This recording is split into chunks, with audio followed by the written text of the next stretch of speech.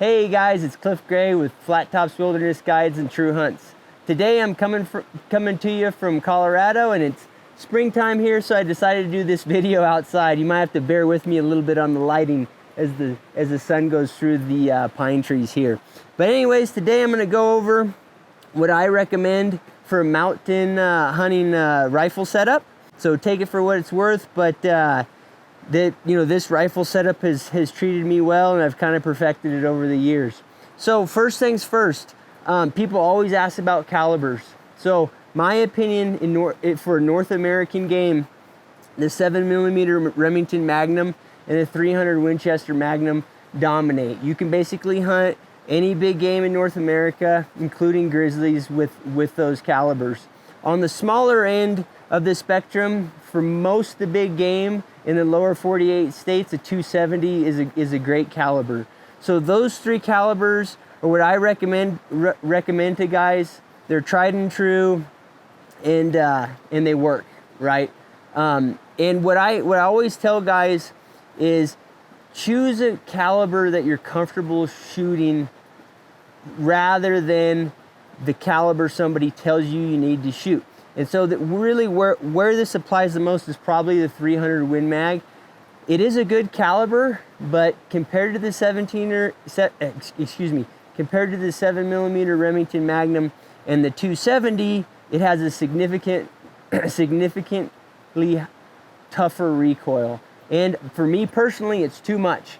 I find that if I'm shooting a 300 Win Mag, even with a muzzle brake, as much as I want to get familiar with the gun, I'll develop a flinch due to the recoil. So for me, a 7mm Remington Magnum is better than a 300. You have to consider that whenever you're deciding on a caliber for yourself. I actually personally, for smaller guys, gals, kids, teenagers, that sort of thing, I'll tend to push them towards a 270, even if they're hunting elk. And the reason is they're more accurate because they're not afraid of that recoil. So to actually talk about this gun here, this gun is my personal gun, but it's also kind of a loner gun, particularly on goat and sheep hunts. This rifle's probably killed more bighorns and Rocky Mountain goats than most rifles. So it's set up for that, but this is the exact same setup I use for mule deer and elk also. Okay, so this is a Tikka. It's a very moderately priced gun. I think you can get a Tikka for $700-800, the stock rifle. This Tikka's been slightly modified. I put a new bolt shroud on it just because over the years I've had several Tikkas and they tend to break. So they're kind of like a chintzy plastic part, so I just replaced that. This is a metal one. And then I replaced the stock. It's not a necessity. I've tried the stocks that come with the factory rifles and custom stocks. There's not a huge amount of difference. I do slightly prefer a stock where the barrel truly floats. So I made that modification, and then I added a muzzle brake. Again, to go back to the recoil thing, muzzle brakes, I used to not be a big fan, and that was mainly because the muzzle brake trend started as I was in the middle of my guiding career.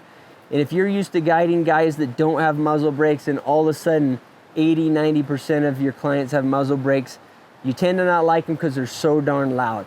So basically how I solve that is I always have earplugs readily available, right? First thing I do, I have these in the top of my pack. If I'm guiding in the mountains or backpack or wall tent guiding, I'll have these right in the top of my pack. So the first thing I do in the morning is put them on, right? And they stay here all day, all the time, right? If I'm in the truck or if I'm hunting from a lodge or whatever, I'll put them right where I would my watch, my cell phone, whatever in the morning. So right when I wake up, before I even go to breakfast, I throw these on my neck. So I always have earplugs readily available.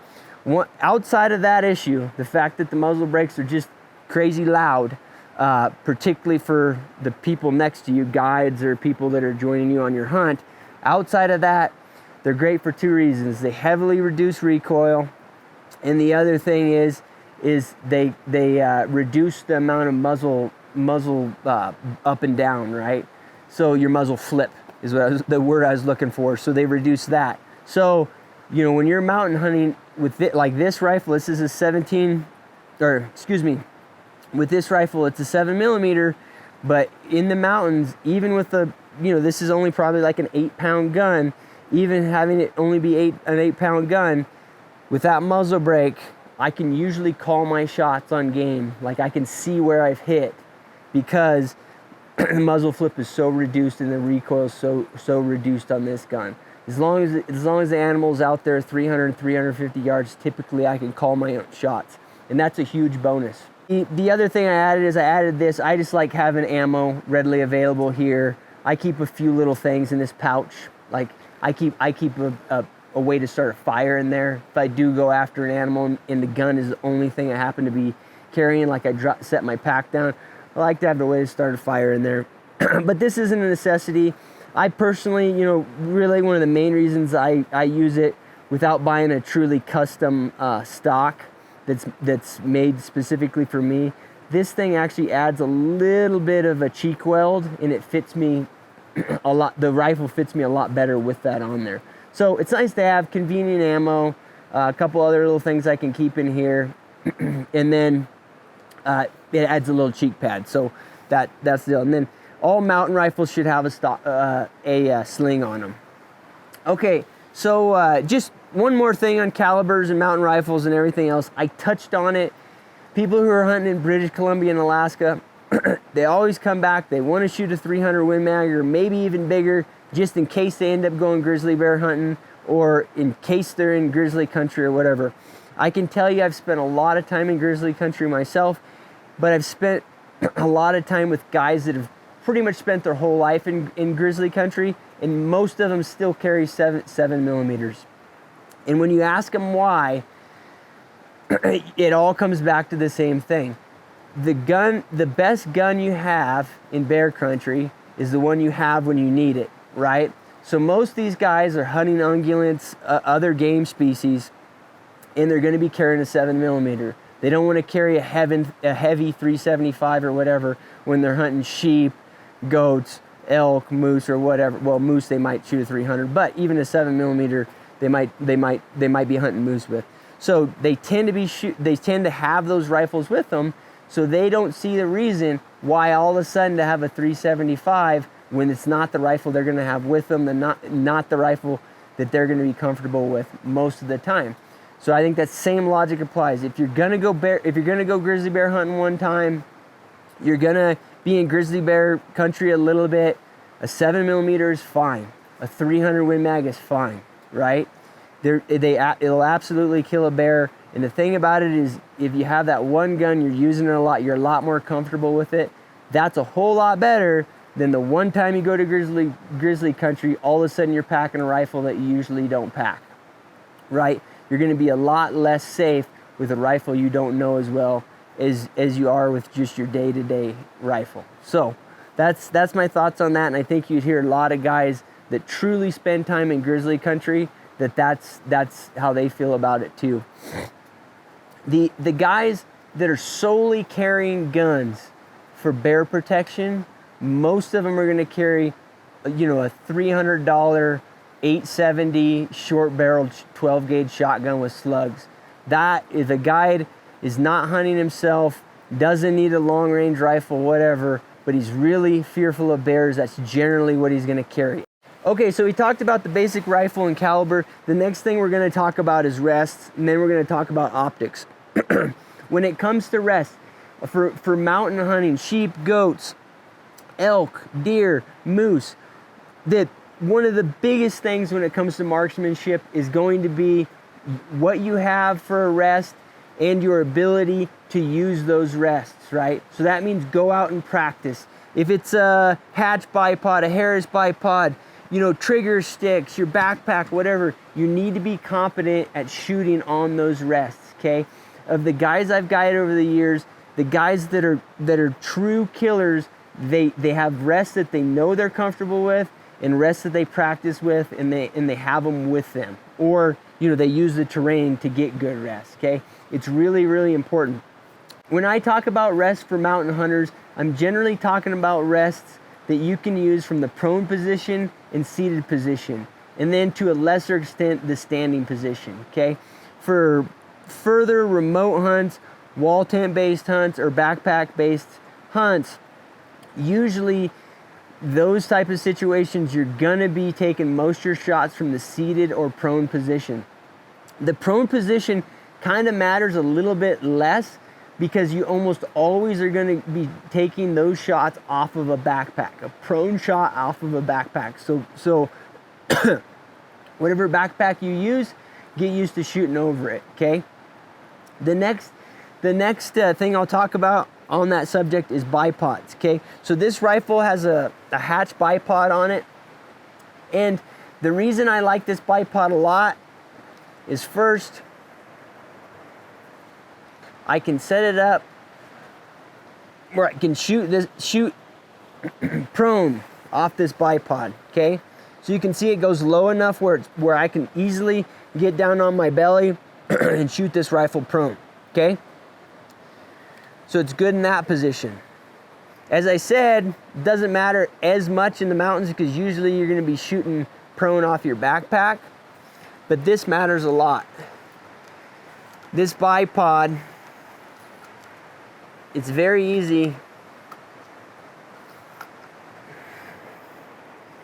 to adjust to a position and sit and shoot standing, Indian style. This way here, it's rock solid that way from the standing position, okay? Other bipods, I'll show you some examples. It's a lot harder to shoot off of them seated. This hatch bipod, those are the pluses about it, that you can easily shoot prone, you can easily shoot seated, it's easy to adjust it in between those positions. And then another pro, before I get to the negative about it, is it's removable, right? So this gun, without that bipod, will go into a scabbard on a horse, it'll go into the scabbard in the back of the truck, it'll go into a case, all that. And it's not hanging out here to catch on brush when you're going through willows or whatever else, okay? The negative of this bipod and the bipods that are similar to it, there's a family of bipods out there that are all very similar, these kind of higher end bipods, and you'll see them, they're pretty prevalent in the long range community. The biggest con that people are going to mention is the cost, right? So this is a pretty expensive bipod. It's around $300, I think, maybe a little bit more. And then the other con is that you have to put a Picatinny rail on the forearm on the bottom here. And of course, that's because that's what makes it easy to get it on and off. But you might have to, depending on your rifle and the stock, you might have to get some gunsmithing done, or you might have to get familiar with how to do that yourself, particularly on a composite stock. These Picatinny rails, they have two holes, so you can't just use the hole that your a sling swivel is in. You're going to have to put another hole in the stock. So those are the cons, but overall it's the bipod that I have on my rifle for a reason, and the main reason is that I can put it in my backpack, take it off, I can quickly get it on, and it's a great bipod for shooting prone and seated, okay? The next option I'll show you, this is super common, and these are going to cost you, 1/5 the cost, if not less. This is a Harris bipod. If you're going to go with a Harris bipod, get the ones that can't. This is important. If you don't get the canting style bipod, you're going to end up fighting that. In real topography, in the rocks, if you can't cant your gun a little bit, you're just going to drive yourself mad, particularly if it's a time sensitive situation. So get it where this cants. Okay, these are solid, and like I said, best thing, they're very good value, and they're very easy to install on your gun. They go right on the swing swivel, right? The negatives of them is they come basically in two sizes. This size is great for shooting prone, and that's about it, right? That's as high as it goes. So, you obviously can't shoot off your butt when you're doing that, or sitting or kneeling or whatever, okay? So it's pretty limited in that regard. The other big negative about it is it's easy to install, but it's kind of semi-permanent. You can't take it off and put it in your backpack. It takes a little bit of time to put this thing on your sling swivel. And the thing about it is when you put this on your sling swivel, then your sling goes here. So it's not like you can get it on and off, on and off. You're not going to end up doing that. The other version of this Harris bipod they make, the legs go about this long, and you can shoot off of it seated or kneeling, and it's very solid. It's very comparable to the Hatch bipod. The problem with it is that second con that I was talking about, and that's that it's semi-permanent. So now you've got this long tripod on your rifle, right? It's hard for me to recommend that because it's in most hunting situations in the mountains, it's just impractical, okay?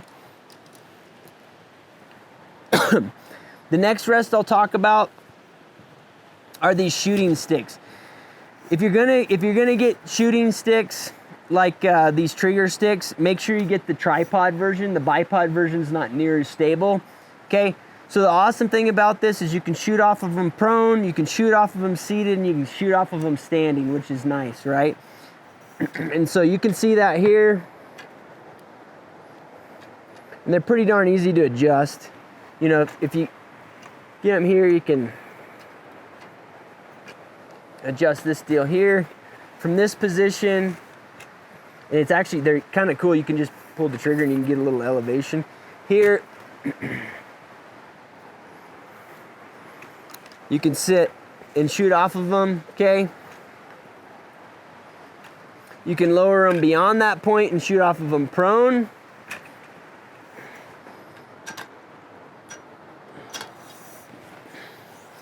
Or you can get them up here and shoot off of them standing. I might be out of the frame, but you see what I'm what I'm getting to.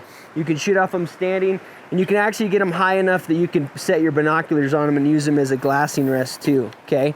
So these are awesome due to those reasons. A couple cons with them. One, for backpack hunts and pretty rugged hunts, they're not real practical. They're pretty bulky and they're pretty darn heavy. Yeah, you can use them as a walking stick, but they're not near as stable as just a normal trekking pole or a whippet. Okay, so keep that in mind. The other con outside of that, which it's a big one, it limits. I don't use these on real remote hunts because of the weight and bulk. But another con is that they're loud. Okay, so these have a metallic clinking sound if you're not careful. So anytime you're in rocks, bumping around, always hold them here. I hold them here and I keep tension on them, and they won't clack and make that loud metallic sound, which is one of the worst sounds in the woods you can hear. Okay, they've got a little retaining strap here that helps too. You can put that on there and make sure that's always on. But basically, if I'm using them in the walking stick configuration and I'm on a stock, I go here and hold these together so I don't risk having that metallic sound go out there. Okay, another rest that you can use is a hog saddle. This is a Triclops, and what I'll say about a about the Triclops or any other hog saddle is these are great, and I use them a lot as a guide, and that's because people can get comfortable with them really quickly. And what I do with them, this one has a quick release, an outdoorsman quick release on it. I'll take my optic off my tripod, I'll put this into the pan head, tighten it up, and I've got a good rest. Again, I can prone, seated, or standing, we can use this. And this right here, basically you loosen it up, stick it on the forearm of your gun. And to be honest with you, the actual shooting position is just as stable as if you were on a bipod that's mounted to the rifle. There's two cons with this deal. One is it takes time to set it up, right? You've got to get the optic off. You've got to get it on the rifle. You can have it already tightened on the rifle, beforehand. But the reality is this is not a quick process. The time to deployment is way behind these other options I went over. So that's the big negative, and it's also heavy. So again, if I'm on backpack hunts, I very rarely bring this unless I've discussed it with the hunter beforehand and I know this is what he wants to shoot off of. But those are the two negatives. Lots of pros, but the main thing is that, man, it's solid. And then it's all you gotta do is buy this one piece and you can put it on your tripod. Most people are carrying a tripod anyways. Just the other thing I'll say is that, you know, the rest depends on what type of hunt you're on. Like I said, almost all these mountain hunts, what matters is that you can shoot prone, usually off a backpack, and you can shoot seated. You need to have good rest for those positions and have a plan, okay? The only other mountain hunt I can think of where we do a little bit more of the standing shooting position is gonna be like aoudad hunting in West Texas. Sometimes you can be in brush where you need to take shots from the standing position. Same thing with late season mule deer hunts. You know, something like the trigger stick is pretty handy for those situations. The added bonus is those aren't really remote, so those cons of bulk and weight don't matter as much. So you got to play all those against each other and figure out what works for you. But to me, your rest system and how much you've practiced on the actual rest you're going to use on the field, those are just as important as the rifle and pretty darn close to as important as the optic. The optic's probably still significantly more, or still slightly more important, but you need to consider those things, okay?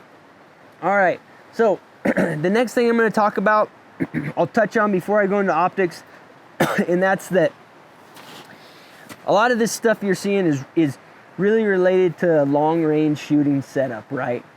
That doesn't mean that you've got to go out and spend $10,000 on a mountain rifle. Like I mentioned, outside of the optic, I mean, you're looking at less than $1,000 setup, okay? So you don't need to go out and get a long range setup, right? But what I will say is that there is some value in learning about long range shooting, maybe going and taking a couple long range shooting courses, go out there and learn ballistics and how to reload your ammo with precision, and how all those little things make a difference at those ranges of 700, 800, 1,200 yards. If you're into that and you enjoy that, go do it, because if you can consistently shoot at those ranges, it doesn't mean that I think you should shoot at game at those ranges, but on those mountain hunts, when those opportunities between 250 and 550 yards present themselves, you'll be an assassin, right?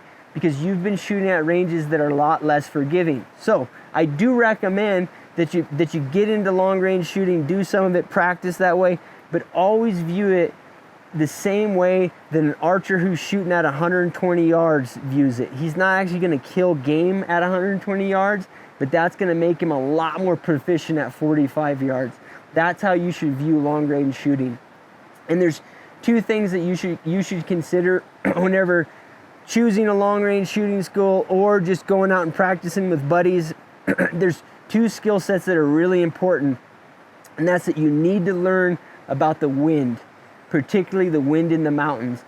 Once you start shooting these big game calibers and these bullets that we shoot in the mountains, you need to understand how the wind affects the bullet. And that's, really anything beyond 350 yards, you need to have a good understanding of that. So that doesn't mean, understanding how wind affects, the bullet just in like a plain situation or a flat situation where you've got one wind. You need to get some exposure to multiple winds across canyons and see how that affects your shooting.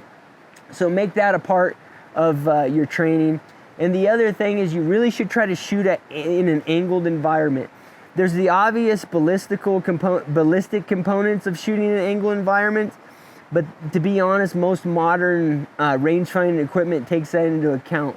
So there's still some small things about shooting in an angled environment that messes with your ballistics, and you can get to understand those pretty quickly. But the main thing is it goes back to rests.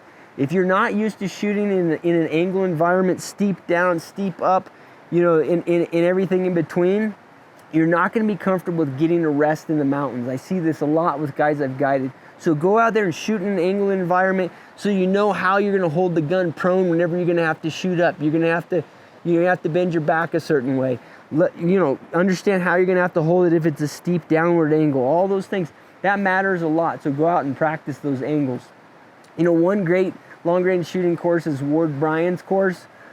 He's the founder of Sniper Tools, and he does a course down in Utah that covers all this, particularly wind and particularly long-range shooting in an angled environment. But there's a bunch of other guys that do mountain courses, so consider those. It's important that you hit on those topics. Okay, so a couple other tools that I carry. Oh, just another thing that I like when choosing an actual rifle. Like I said, I'm shooting a Tikka, but I do like rifles that have removable magazines. They're super convenient. It's very easy to know that you don't have a bullet in the chamber, and they're just more convenient. Okay, always have 2 magazines. They're also easy to lose. Okay, other things that I carry, like I said, I always carry earplugs because of the muzzle brake deal. I always carry, whenever I'm doing any shooting where I think I'm going to be taking any notes, I always carry one of these Write in the Rain pads, and I can write any notes about shooting, wind calls, whatever. But the other thing in this little notepad, I always have my specs for torque on the scope rings, the scope bases, and the stock of the rifle. Right. Every time I shoot, if I'm going to go practice shooting my rifle, or anytime the day before or when I arrive for a hunt, I'm going to torque my scope rings and my stock to the settings they need to be torqued to. If you don't do that, you're going to be amazed the first time you do it how much those vary, particularly if you go into different altitudes, different humidity, different climates. You really need to make sure and torque those to the specified range. And having that said, I don't carry it with my backpack in a backpack hunt or anything like that, but having a torque wrench in your rifle bag is a good thing. Like I said, you can do it when you arrive for a hunt. You can make sure your torque settings are correct. Every time before you go practice with your rifle, you can make sure your torque settings are set. This is just an inexpensive Wheeler torque wrench.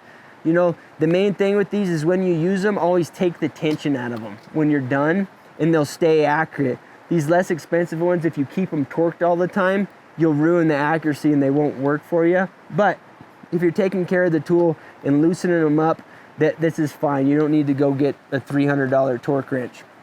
But you do need to have one so you make sure and keep those in line. The other thing that I always have is I'll have my holds on my rifle, somewhere on my rifle. A lot of times I'll put them right here.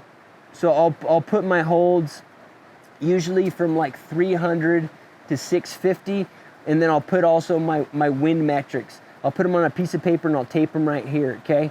I put clear packaging tape over the top. With these stocks that are not smooth, what you'll find is sometimes it's hard to have hold sheets stick to them. In that case, what I'll do is I can stick them in here, but I'll also stick them in my binocular pouch on the top part. Okay, and so the other thing that I carry, particularly when I'm guiding, is I do carry a wind meter. This is a Kestrel 3500, and there's 2 things about this. One, if I'm helping someone, I want to get an accurate call of the wind, but the second thing is wind calling is very much an art, and it's very important in the mountains. If you really look at ballistic charts and wind charts, you'll see if you've got 2 winds across a canyon that are in the teens range at 500 yards, they make a significant impact on your shot, and you need to get an accurate call on those winds. And so, because it's an art, it takes a bunch of practice and repetition to get good at. So whenever I'm at lunch up in the mountains, particularly up high above timberline where there's always a mixture of winds, a lot of times I'll just use my Kestrel and okay, that's what a 12-mile-an-hour wind feels. That's what a quartering 20-mile-an-hour wind feels. And I always practice that. So if I ever need to take a time-sensitive wind call, I'll know. I'll have developed that via reps, and this helps me because I can take it out. But of course, it's a practical tool too. If I have the time to get an accurate wind call with it, I can use it. Okay, so on to the optic. what my preference is a scope that you can dial the elevation in, and then you can hold the windage on, okay? I do like dialing the elevation in. It's just easier than holding over on a reticle. It just is, and it's less prone for mistakes, okay? On the wind, I find that it's easier just to hold the wind. And a lot of times that's because you're not holding very much on your reticle in terms of wind, right? Whereas elevation, you might be holding a significant amount, and I found that guys tend to not. Once you get up there to a bunch of reticle marks, it's a lot harder to be accurate on your hold. So I prefer something that you dial elevation in. On this, I could dial windage in, but I don't. I always hold it, okay? This is a large objective Night Force scope. This scope is worth more than the rest of the rifle setup probably 2 to 3 times. And what I'll say about it is it's super reliable, and it's a very good optic, okay? And I recommend everybody, when they buy a rifle scope, make sure that it's those 2 things. Very reliable. If I drop this down a mountain, I can almost guarantee I can pick this rifle up and that scope's still going to be dead on. I've done it several times. Okay? So make sure that they're good that way. And the other thing is make sure, a big objective in high quality glass, it's just easier to find game in them. It just is, okay? So those are the two main things about it. And you need to practice with them and understand, everything, get comfortable with them. But buy the best that you can buy. And the second thing I'll say is that buy very good rings, okay? You can have a $2,000 scope on $20 rings, and all of a sudden the reliability that's built into that precision piece of equipment goes away because where it attaches to your rifle is a weak point, right? So these are high-end tally rings that I use. So I recommend these or a Picatinny rail setup with high quality stuff. Don't buy cheap stuff when you're mounting your optic to your rifle. So I hope you guys found that useful. Again, the main thing is get a rifle that you're comfortable with. Don't get something that beats you up. Get something you can go practice with and have fun. And outside of the rifle, make sure you practice on rests. Get the best rests you can get, and get rests that are for your hunting situation and for the positions you're most likely to shoot off of. And then get a high quality optic, and then go out and have fun and get used to your gun and practice, okay? You can't buy yourself in to being the best marksmanship out there in the hunting world, okay? You've got to practice, you've got to fine-tune your skills and sharpen that sword. So everybody out there, good luck and have some fun.